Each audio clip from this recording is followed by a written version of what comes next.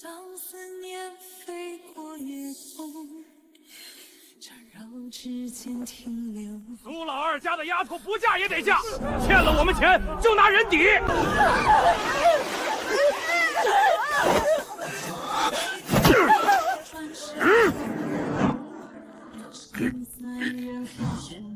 放开他！你谁呀？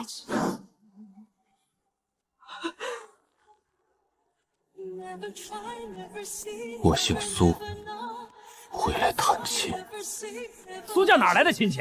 苏老二一脉，穷的锅都揭不开，还能有传这么干净的亲戚？怕不是这丫头的野男人吧？瞧着倒人模人样，就是脑子不好，敢管赵家的事儿。你快走，赵家在镇上有人，你惹不起。你叫什么？苏小荷。300年后，竟还能在世上听见苏家的后人叫自己一声同姓。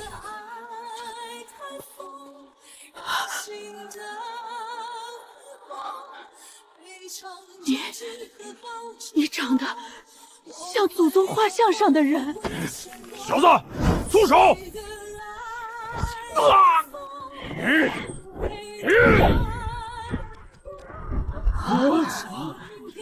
欠了多少？30两银子，苏老二借了我们30两，白纸黑字，今天不还钱，就拿他女儿抵债。30两。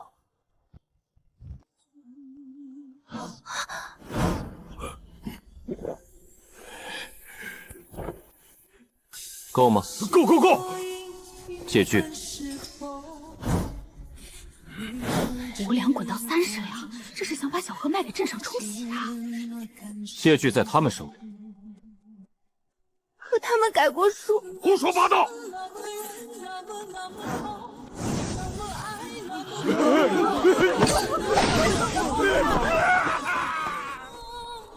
债清了。老人家不必。真像啊！苏家祖宗画像上那个离家求仙的孩子，就是你这副模样。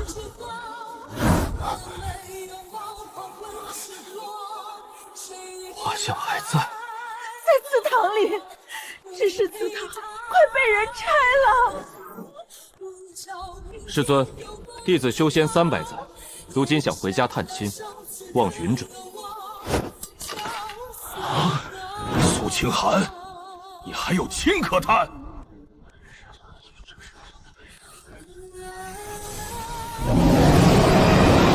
修仙300载，原本以为我早已断绝凡尘，心如寒铁。你们见过我家清寒吗？他去仙山了，说学成就回来。爹娘，我学会仙法就回来看你们。凡人寿数不过100年，你的爹娘多半已经不在了。山高路远，身上总要有点钱。在不在，我都要回去看看。你如今身份不同，下山若被魔修知道，恐生事端。无妨，我只回家吃顿饭。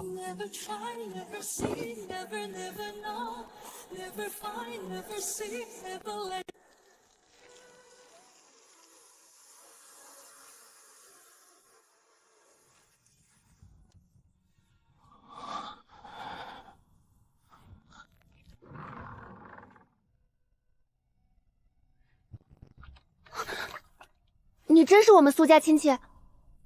很远的亲戚，有多远？远到你们应该叫我祖宗。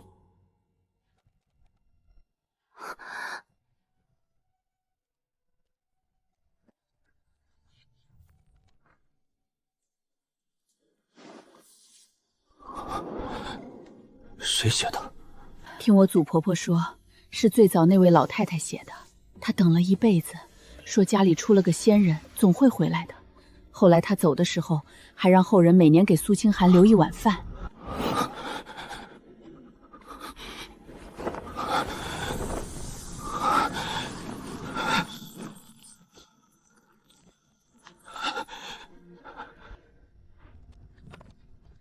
你别难过，奶奶说祖宗后来一定成仙了，成仙的人忙，顾不上回家也正常。不正常。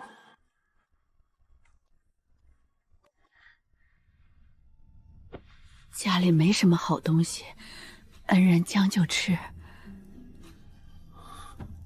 300年未食人间烟火的他，眼底竟泛起一丝泪光。这口看似寡淡的清汤面，温度直达4支百骸，比他在清玄宗喝的万年灵泉煮的仙膳还要滚烫烫心，让他彻底想起了回家的路。你刚才怎么把刀弹碎的？学过一点剑，那你能教我吗？小何，爹死了，哥也被征兵带走了，村里人都说我家没有男人，就该受欺负。你哥叫什么？苏青山，3年前被县里征去修河堤，后来就没消息了。有人说他死了，也有人说他逃了。他没死。真的？真的。明日我带他回来。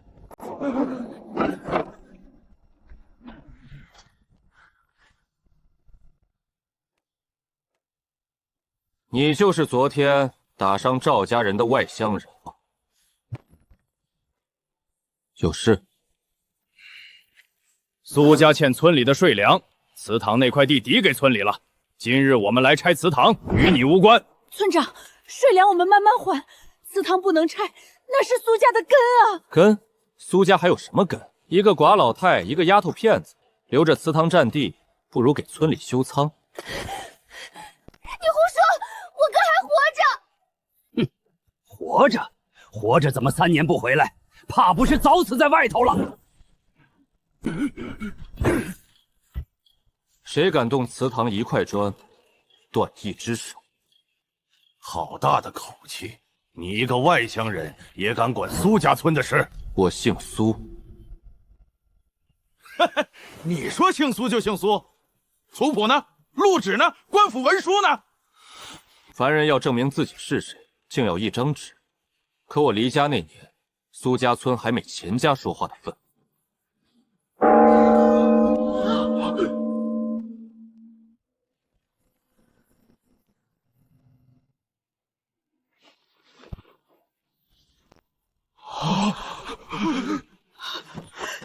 祖宗显灵了！装神弄鬼，给我拆！我说过，动祠堂者，断手。你敢！我侄子在县衙当差，赵家背后还有仙门供奉，你得罪不起。苏家欠多少税粮20担。没有那么多，本来只有30，是他们年年加力。熄火！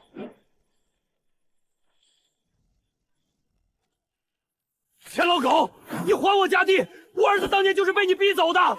原来苏家的税也是你改的。娘，清寒回来了。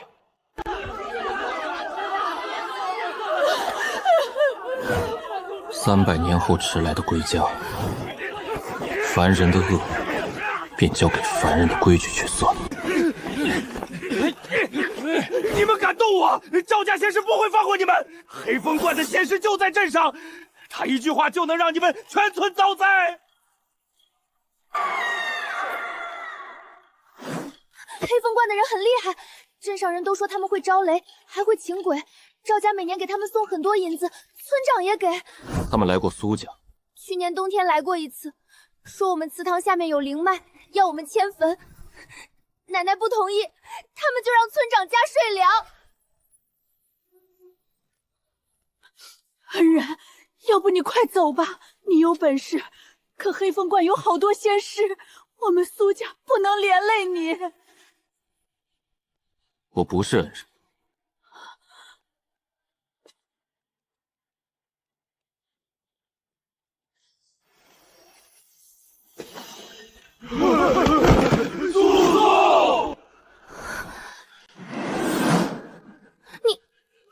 你真是苏清寒？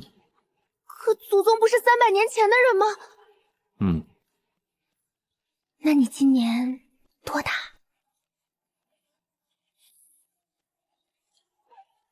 315。看着也不老啊。快给祖宗磕头！我要把家里唯一那只老母鸡杀了，给祖宗接风。鸡留着下蛋。那怎么行？祖宗第一次回家。不用杀鸡，给我再煮一碗面吧。祖宗，你真会飞吗？老祖宗。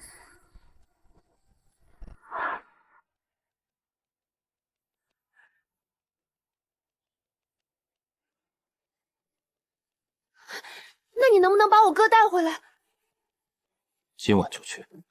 我也去。你留在家里。可那是我哥。那就学会第一件事。什么？别拖后腿。我学。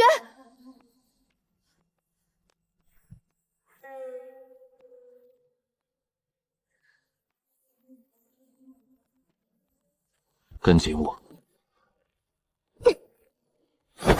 闭眼。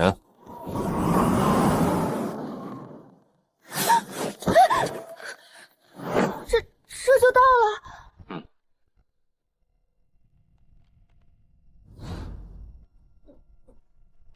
老祖宗，你刚才怎么不早说？你包袱绑得挺认真。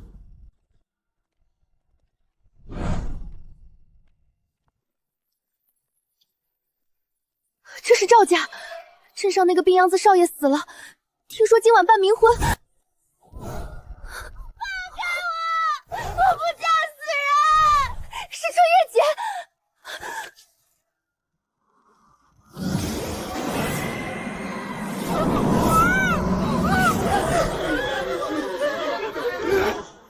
里面关着10几个人，还有你哥。哥，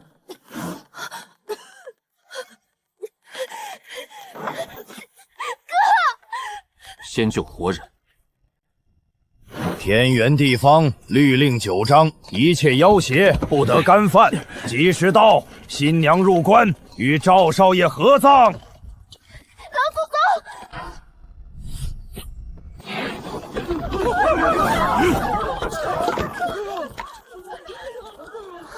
谁敢坏本仙师法事？苏家人。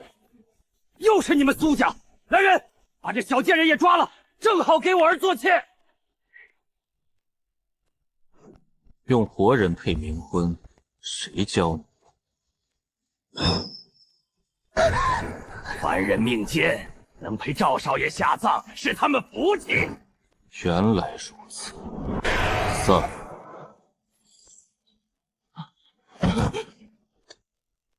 你是哪一贯？前辈饶命，小的是黑风观外门弟子，不知前辈驾临。黑风观在哪里？在城北。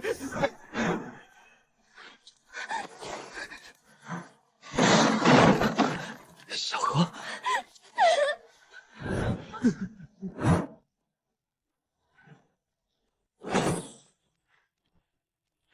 明日交官，至于你，在路。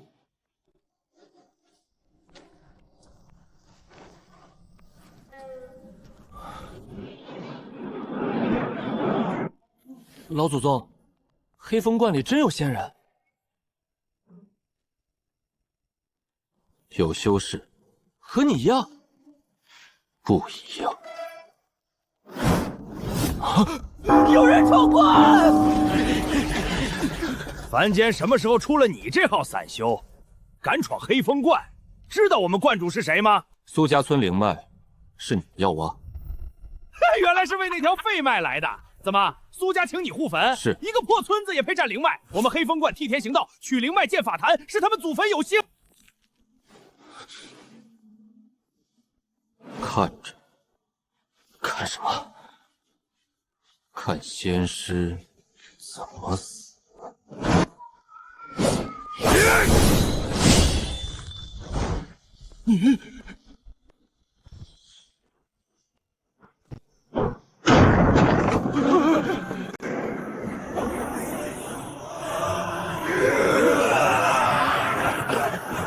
何人敢在我黑风观放肆？拜见观主！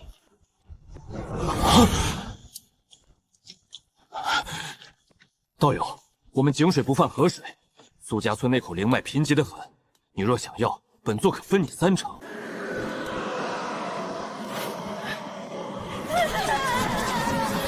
你杀了多少人？修行之事，何必凡人死活？凡人死活。剑尊，你是元婴剑尊。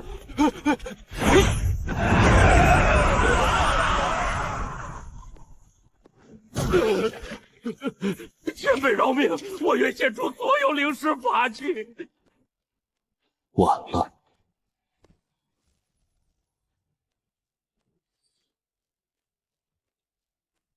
记住，这世上有人披着仙衣，心却被恶鬼害臊。以后见到，不必跪。青山，奶奶，我回来了。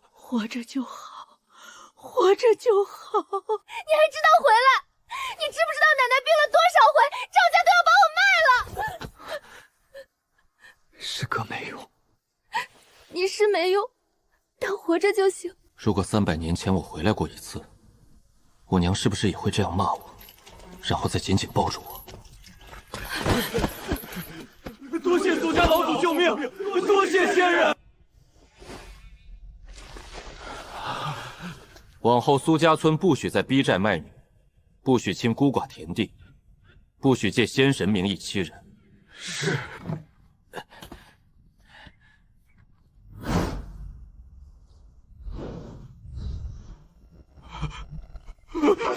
下官不知仙长家里有失远迎。赵家拐卖女子，私设冥婚，勾结邪修，你管不管？管，一定严查。苏家村旧账，你查不查？查，今日就查。征夫修河堤，3年未归，活人被当死人消灭，你问不问？问，下官亲自问。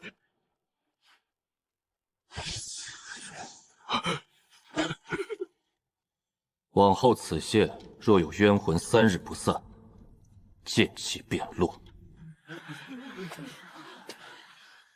苏家村往后的账，你来管。我，你识字吗识一点。那就学。你也学。学仙法。先学算账。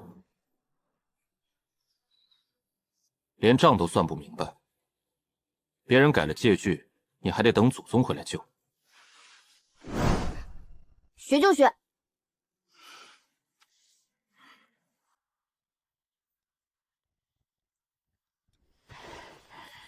老祖宗吃饭啦。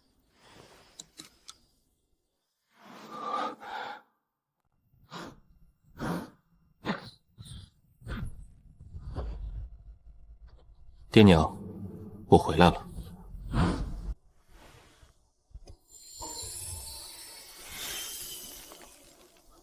老祖宗，这是你爹娘吗？嗯。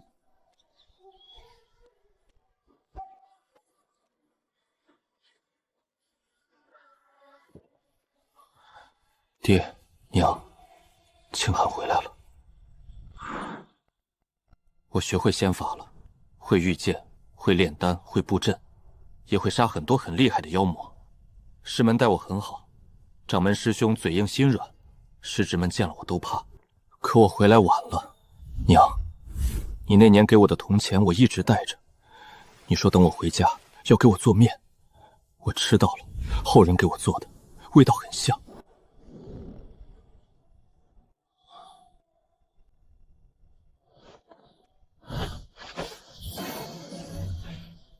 老祖宗，你还会走吗？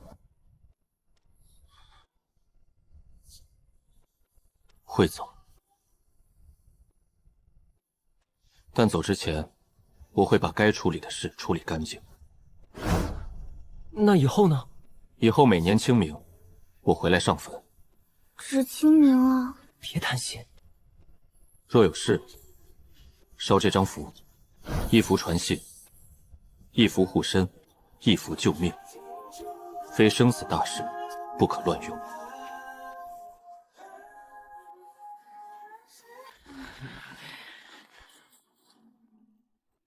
你们苏家害得赵家被抄，还敢占着村东陵地？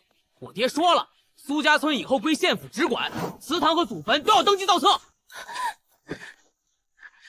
是县令的儿子。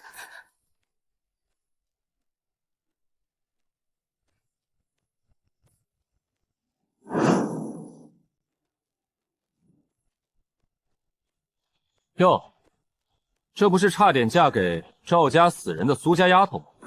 听说你们家来了个厉害亲戚，就是她。道友，苏家村灵脉已由县府上报金雀门，往后归我们监管。你若是散修，最好不要插手。金雀门知道黑风观炼魂吗？黑风观之事自有宗门处理，倒是你私自灭关，杀戮过重，怕是要跟我回金雀门解释。黑风观害了那么多人，你不抓他们，反来抓救人的，哼！你算什么东西？这里有你说话的份儿？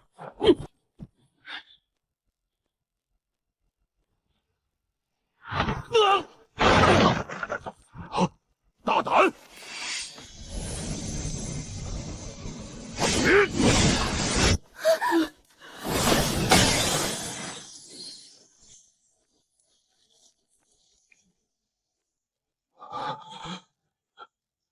前辈，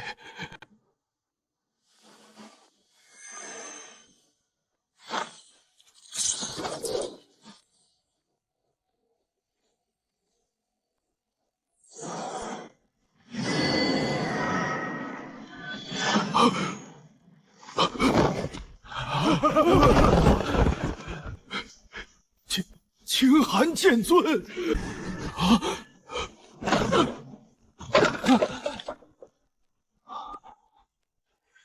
你门下弟子替县府夺凡人祖坟灵脉，知道吗？晚辈不知，剑尊恕罪，晚辈立刻亲自来查。不用亲自来，派个懂规矩的来。3日内给苏家村一个交代。是，晚辈明白。县长饶命！县令监理昨日答应严惩，今日你就来夺地。看来我留在县衙门匾里的剑气，他没看懂。你也去。我看着他们怎么审案，怎么写状纸，怎么按手印。苏家不能只靠我一剑，你们要学会自己站在堂上说话。老祖宗，我今天看见刘承玉跪在堂上了。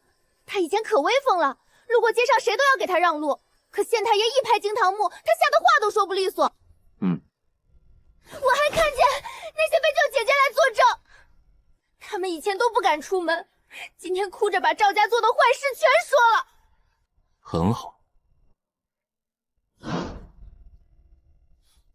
所以我想修仙。前面和后面有什么关系？有关系。我要是厉害，就没人敢逼他们闭嘴。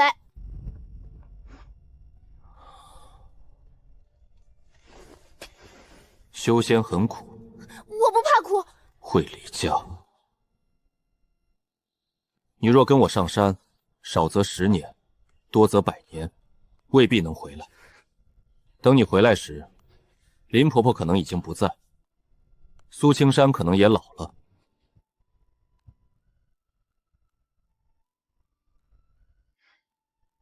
老祖宗，若小荷真有仙缘，就让她去吧。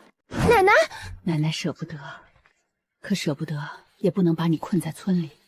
你爹当年活着的时候常说，小荷比男娃还绝，说不定能书做官。如今祖宗回来了，你有更大的路，奶奶不能拦。可是我走了，谁照顾你？我照顾。哥回来了，不会再让奶奶一个人。仿佛看到了300年前另一个特娘，他们也许同样会万般不舍，却仍旧会放手的追寻大道，有时比修士所追求的大道还要宽广。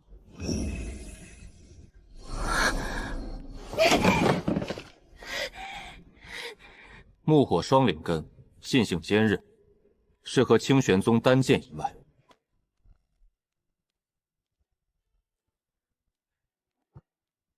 先守孝3月。守谁的孝？守你差点失去的凡尘。3月内，每日练气1个时辰，读律例1个时辰，照顾家里1个时辰。3月后，你若还想走，我带你上山。老祖宗，我会做的。老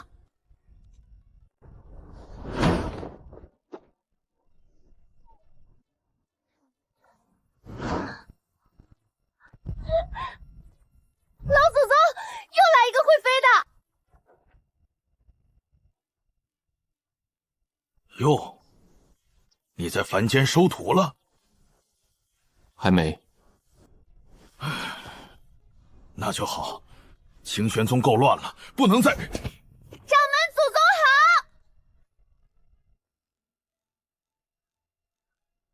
他叫苏小荷，苏家后人。啊，木火双灵根，心性也亮，是个好苗子。你还真打算把他带回清玄宗？3月后再说。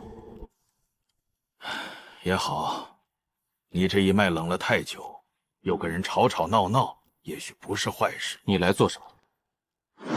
魔门知道你下山了。300年来死在我剑下的魔修无数，想要我命的人，能从清玄山来到北海。血河老祖的残魂现世，似乎冲着你来的。还有，北海蛟族也派了人。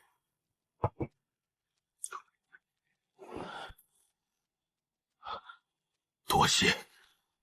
怕我连累凡人。是，清寒，你若留在这里，魔门不敢正面杀你，便会冲苏家下手。凡人太脆，一点余波都受不住。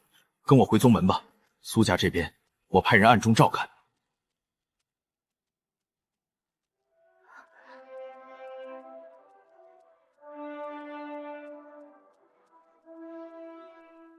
再等3日。3日能做什么？给我爹娘重修坟碑，给苏家祠堂补粮，教小荷引气入体，替青山立住村中规矩。还有，等该来的人来。血河魔气。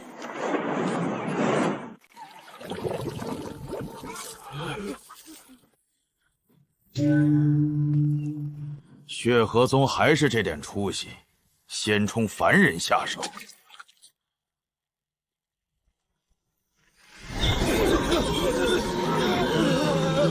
老祖宗，他们是什么人？不是好人。你解释的真省事。清寒剑尊，原来你也有凡亲，300年了，本座还以为你真是无亲无戚。护得住这一家，护得住全村了。你杀我血宗300弟子，今日我便拿这村300凡人祭旗。你们冲我来！欺负老人孩子算什么本事？凡人也配合本座说话。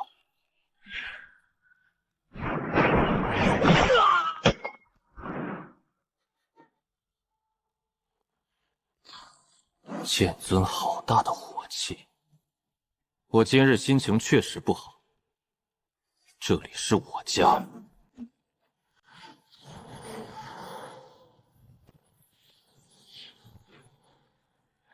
你进我家门，动我家人，还问我为何有火气？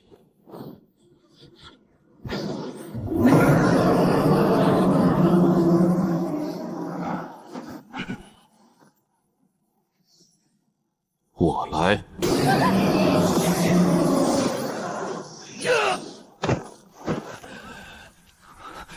你竟比30年前更强了。你倒是更弱了。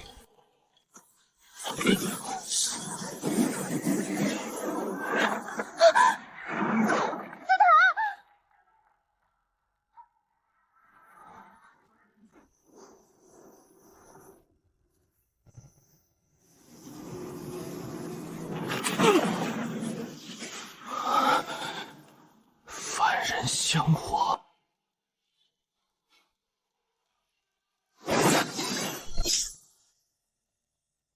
你看，凡人也能护家。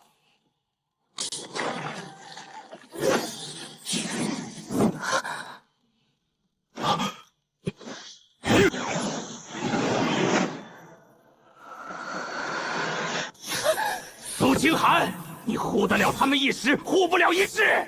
你是修士，早晚要走。等你走后，他们还是会老，会死，会被人欺辱。你看，你也知道，凡尘是你的弱点。只要他们还活着，你便难做到全然放下，超脱世俗大道。谁说大道要无情？我15岁离家，300年没回来，这是我的错。可我不会为了证明与自己无情再错一次。牵挂越多，破绽越多。那又如何？我有家，有坟要上，有后人要护，有一碗面要记得吃。你若觉得这是破绽，便来攻。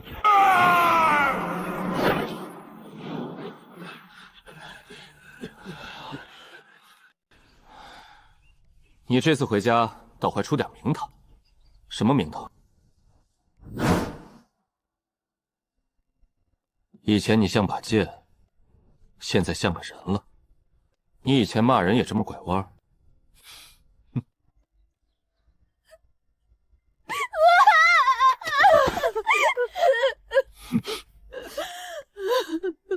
楠楠，我刚才差点死了。老祖宗，我还想修仙，我怕死，但我更怕以后有人这样欺负我家，我只能哭。好，看来清玄宗真要多个小祖宗了。掌门祖宗，你是在说我吗？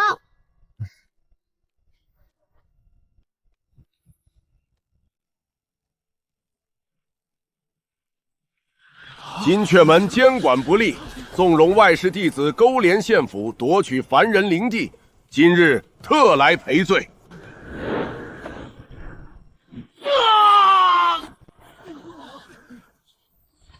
苏家村灵脉归村中公有，任何仙门不得强取。你去接那份契书。老祖宗，我不行。你行？我真不行。你在矿场护住10几个孩子时，也觉得自己不行，怕也拿着。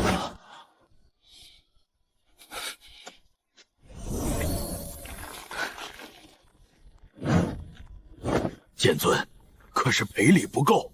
凡人守不住太多灵石，把剩下灵石换成3样东西：第一，派正经医修每月来村中义诊1次，为期10年；第二，在县学增设寒门名额，苏家村孩子可免费入学；第三，金阙门在此地设监察牌，若再有修士借仙门之名欺压凡人，村民可击牌告状。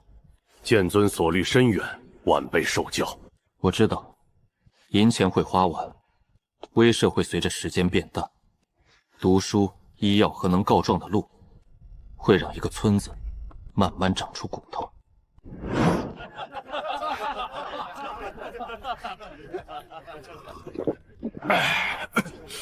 这可真烈，难怪你不愿立刻回去。宗门催了，催了。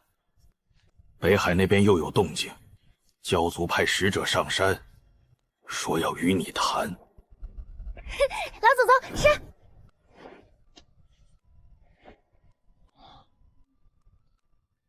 我还会走，但这里从此不是回不来的旧梦。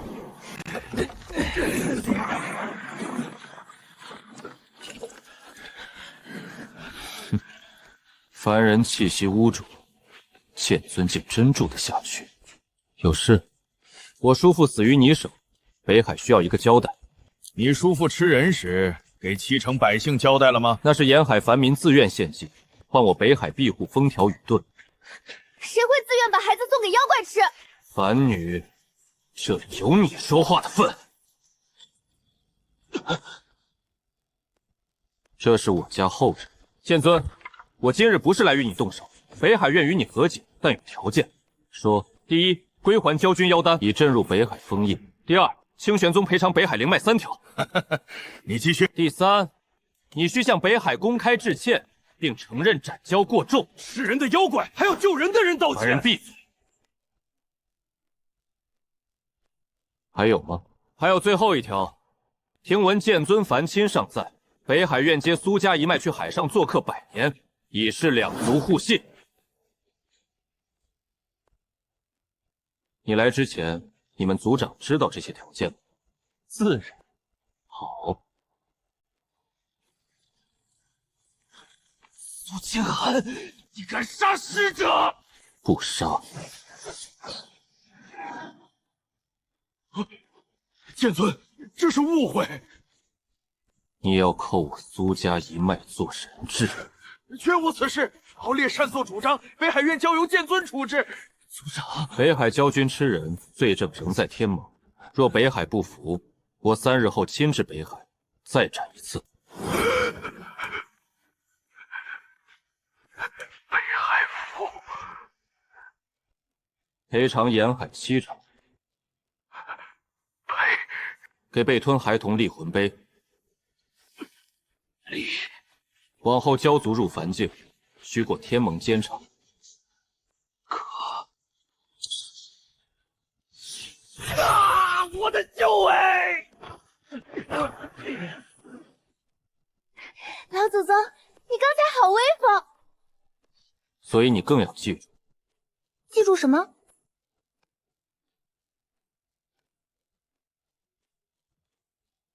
真正有本事的人，不该把威风用在弱者身上。祠堂修好的那一天，苏家村下了一场小雨，苏家从村里最弱的一户重新站了起来。我知道，我也该走了。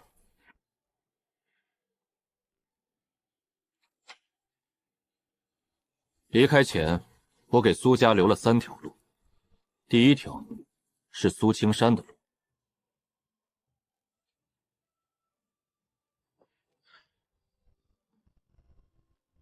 这些不是让你做第2个前村长。我明白。你不明白也没关系。我在祠堂门口留了一道问心剑，往后苏家掌杖之人，每年祭祖都要过剑。若心有贪念，剑会响。老祖宗，响了会怎样？轻则头疼3日，重呢？你不会想知道。第2条是苏小河的路，3月后，你若仍愿修仙，掌门师兄会派人接你入清玄宗外门，你不会直接拜入主峰，必须从杂役和外门试炼走起。我还以为能直接当老祖宗的徒弟。你老祖宗当年也砍了3年柴。真的？真的。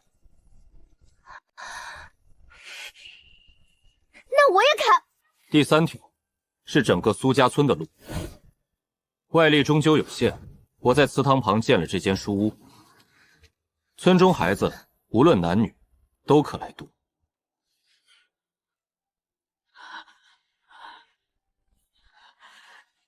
从前女娲哪有读书的命？以后有。师母啊，老祖宗在山上想家了，就煮一点。老祖宗，你清明一定回来。中秋呢？看情况。过年呢？若无大事，便回。这次不是跪拜，是送家里长辈。别总跪。好。300年前我离家时，觉得山外才是大道。300年后我才知道，回头处也是大道。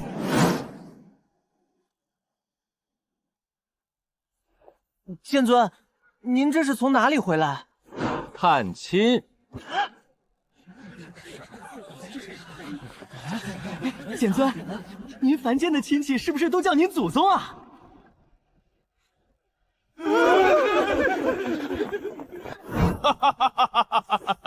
你是不知道，你不在这些日子，宗门弟子偷偷打赌，说你回凡间肯定住不过1天。结果你不但住了半月，还差点把凡间县府和金阙门都重整一遍。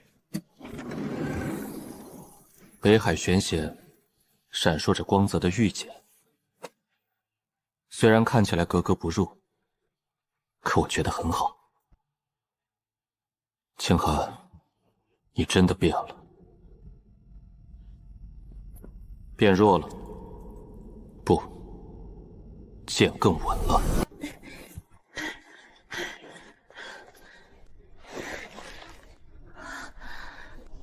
这就是老祖宗所在的仙门吗？好高啊！莫挂念，逢年过节记得回来吃面。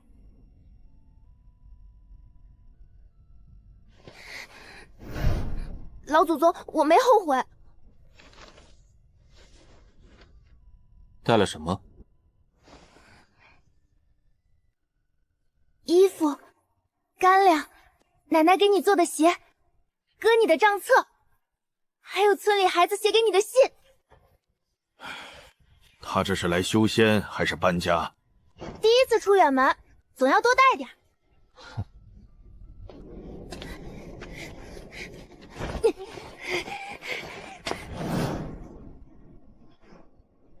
怕吗？怕。那还走？走啊！老祖宗不是说了吗？怕也要往前走，但走之前要记得和家里好好告别。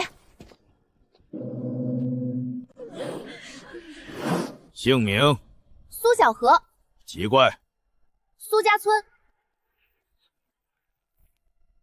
引荐人：我家老祖宗。哈哈哈哈哈哈！你家后人挺会说实话。不好，好是好，就是外门要热闹了。入外门后，无论出身，只看勤勉。莫说你只是剑尊后人，就算你是剑尊亲传，也要从挑水劈磨开始。我会挑水，也会劈柴。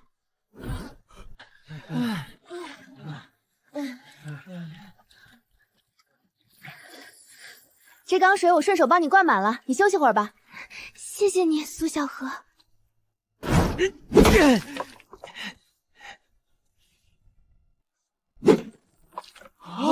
他一点灵力都没有，怎么劈得比我们还快？这柴得顺着纹路劈才不费力气。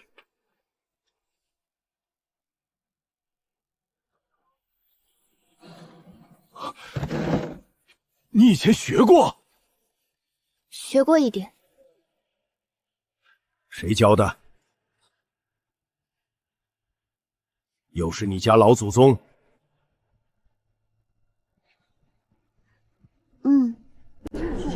怪不得这么厉害，原来早有人开小灶，还说不靠出身呢。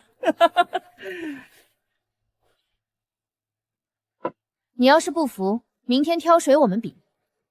谁要和你比挑水？那比劈柴。粗活有什么好比？那比引气。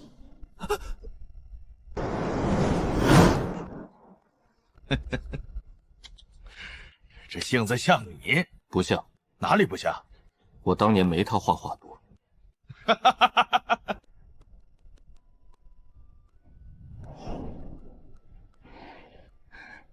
林婆婆给我烙的饼，每天只能吃一点，不然很快就没了。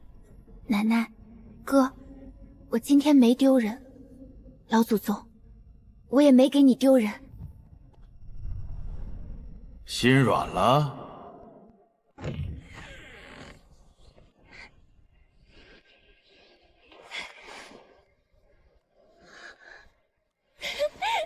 老祖宗，我知道是你！老祖宗，我知道是你！哈哈哈！我看你以后怎么收场。我现在觉得有些后悔给他送面了。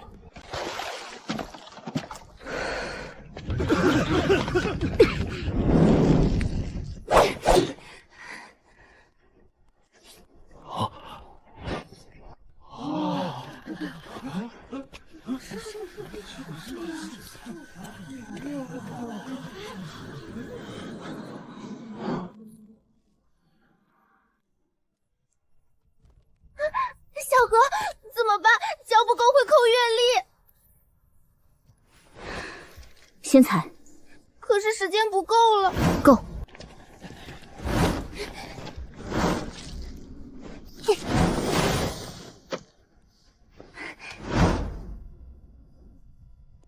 怎么弄的？有人割我的篓。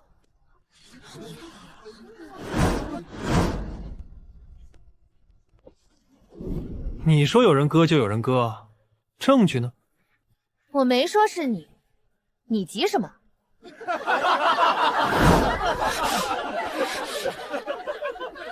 乡下丫头，你别血口喷人！割篓子的人剑上缠了金丝，后山只有你用金丝剑。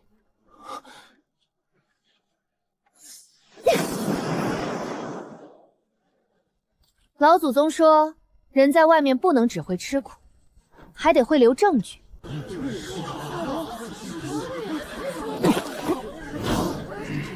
同门相害，罚入寒潭4过10日，扣半年月例。你不就是仗着有个剑王老祖吗？是啊，但我今天采的120株凝露草，是我自己爬上去摘的。你要是不服，等你从寒潭出来，我们再比。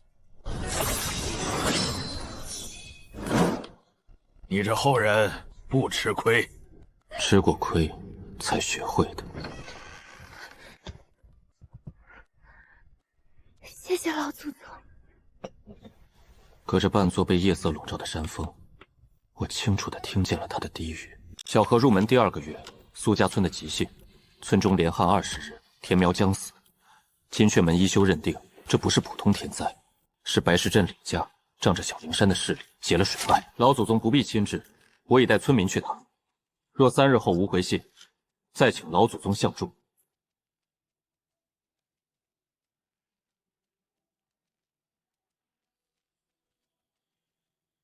你这后人有分寸，知道先自己处理。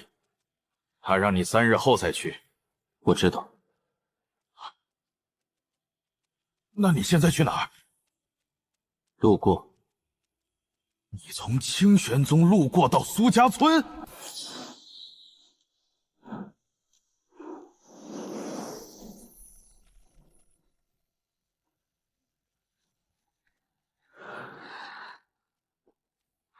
苏青山，不是我们不讲理，上游水渠是我们李家出钱修的，想怎么放水，自然由我们说了算。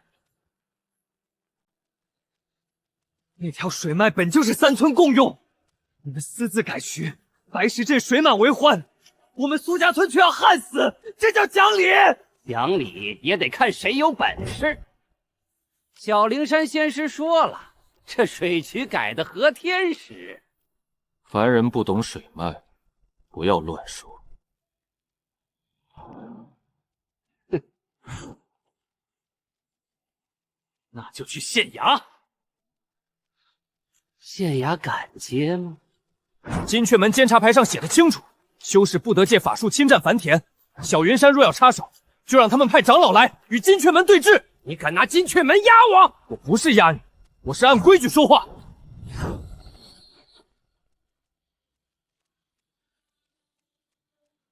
还出手吗？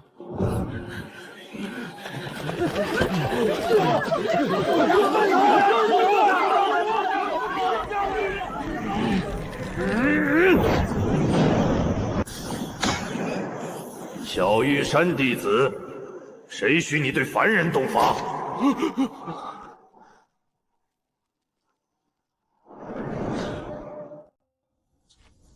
没有提前传信，也没有惊动众人。我只是像当初下山时那样，慢慢走回去。凡利器者，须明驾，明期，明泽。老祖宗回来了！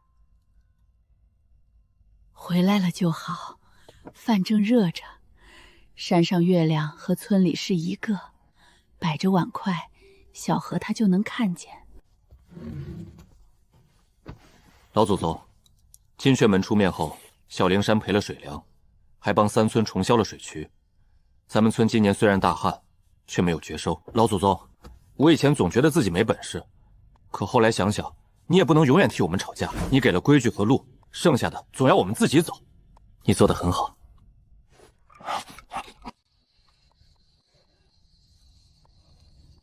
云海里有会发光的鱼，单防炸炉时能把人熏黑。掌门年轻时还被林鹤追着啄过。苏清寒，你讲故事能不能别带上我？那只灵鹤后来成了护山灵兽。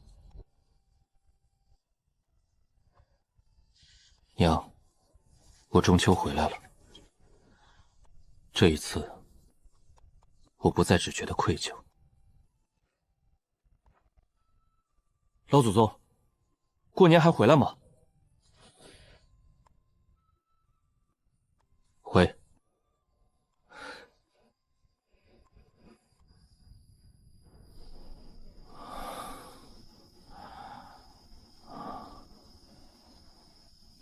清寒，吃饭啦！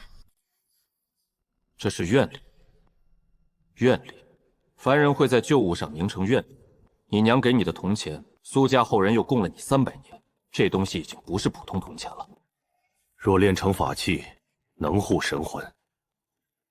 你如今剑意太盛，度化神劫时最怕心魔，这枚铜钱或许能帮你。清寒，你该闭关了。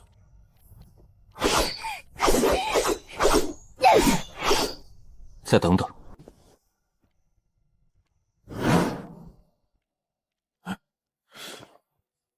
等什么？等他第一次外门小闭。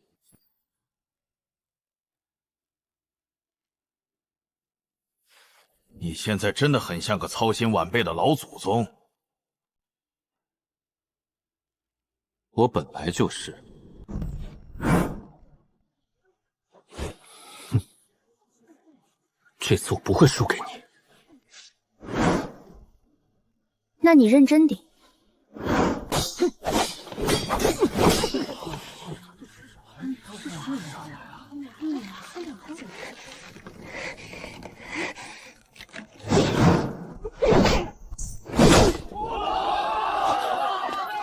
我输了，下次再切磋。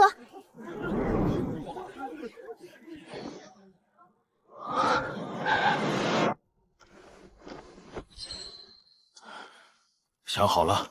想好了。心魔呢？我带他一起过。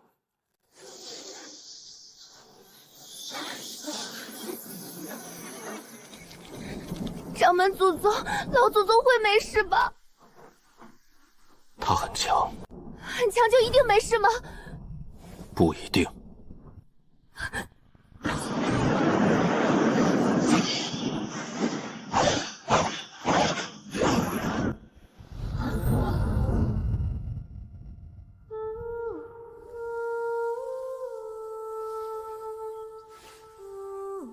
清寒，回来啦。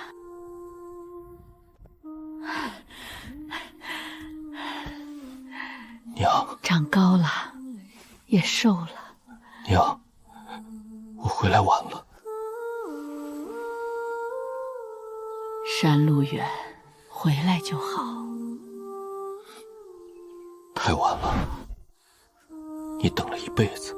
娘是等过，也怨过，可后来想想，我儿子是去学仙法，去走自己的路，娘不能因为舍不得就怪你往前走。可我答应过你，那以后记得就行。清寒，人这一辈子总有来不及，你不能永远跪在来不及前面。老祖宗，家里一切都好。我会守好苏家。老祖宗，你还没看我筑基呢。你看，有人还在等你。娘，我以后会常回家。去吧。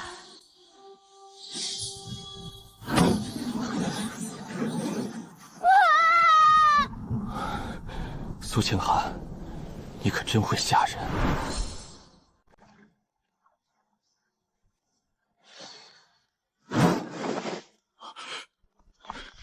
你要去哪儿？回家。你刚化神？境界不稳。稳。你至少装一下刚渡劫后虚弱的样子。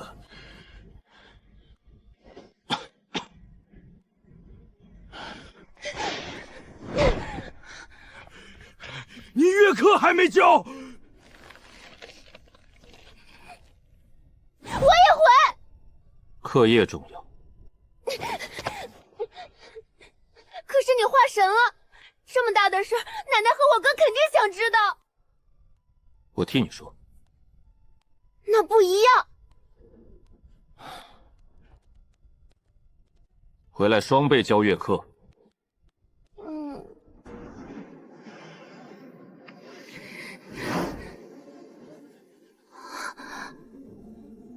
老祖宗，原来天上看家是这样的。记住这个样子。为什么？以后你飞得越高，越要记得下面有人。回来了，婆婆，我们回来了。老祖宗，化神是不是很厉害？特别厉害，掌门祖宗说整个东周都没几个。这么大的喜事儿，得吃2颗蛋。老祖宗，修成化神后，是不是就离凡人更远了？不，那是什么？是更能回来。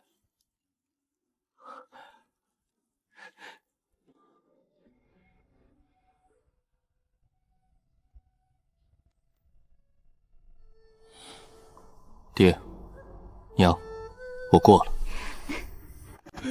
不好了，李婶家的小孙子掉进后山猎宫了，底下有毒蛇和怪风，大家根本下不去。这也许是他第一次真正明白修仙的意义。奶奶，你自己判断。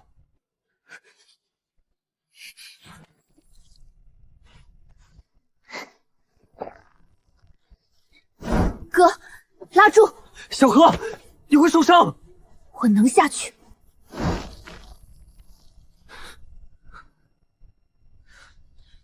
我以前受伤，是因为没人能救我。现在我能救别人，总不能站着看。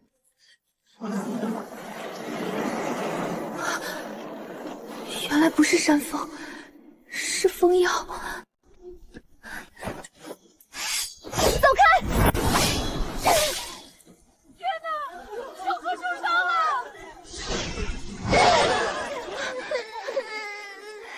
别怕，姐姐带你回家。哎呀，谢谢你救了我孙子！别，我受不起。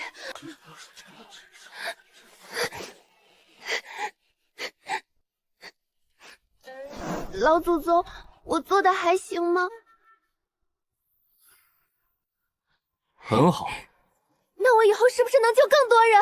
能，但记住，救人之前也要学会活着回来。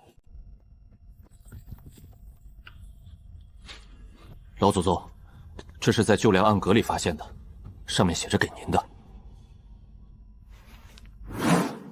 旧梁是300年前留下的，后来祠堂几次小修都没动过。也就是说，这封信在梁中藏了300年。吾儿清寒，见字如面。男儿出门带好这把柴刀防身，不要怕路远。爹在信里写了很多，他说我走后，娘每日去村口看路，开始1年日日去，后来腿疼了就3日去一次，再后来他知道自己等不到了，便让他把这封信藏进祠堂梁里。爹说他们不怪我，他说若我真学成仙法，就做个堂堂正正的人，别因为飞得高就看清地上的人。他说家里穷，没给我留下什么，先吃饭后上坟，活人比死人要紧。信最后还有娘歪歪扭扭补的一行字：娘给你留的棉衣小了，回来别穿，会累。老祖宗，你哭吧，我不笑话你。我没哭。没哭。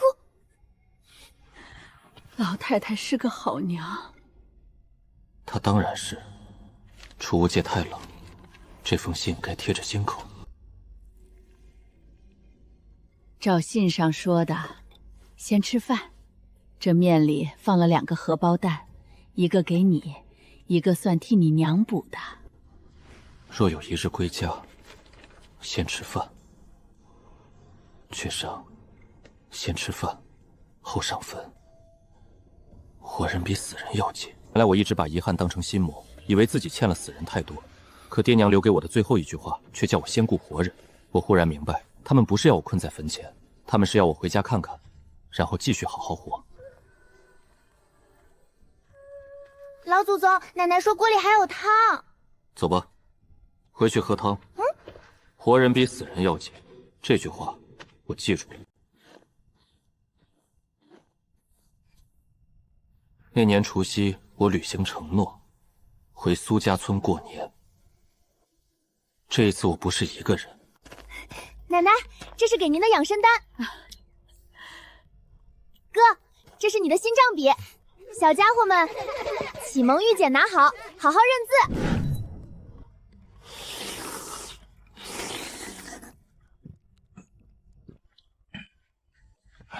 我只是巡查梵境，恰好顺路来看看，真就是顺路。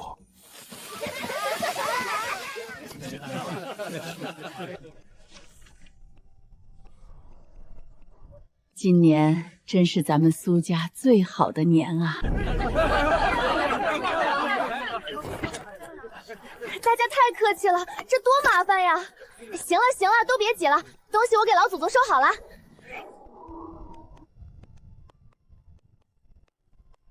我有几百年没过凡人的年了，感觉如何？吵，但不讨厌。子时将近，村里人去祠堂祭祖。苏小荷站在人群里，既想修饰，又像那个从小在村里长大的姑娘。苏家先祖在上，今岁风调雨顺，村中添丁3人，入学孩儿37人，田侧无争，水渠无损。小荷入仙门，清寒老祖归家。你以后真每年都回来？若有大战呢？打完回来。这话倒像你。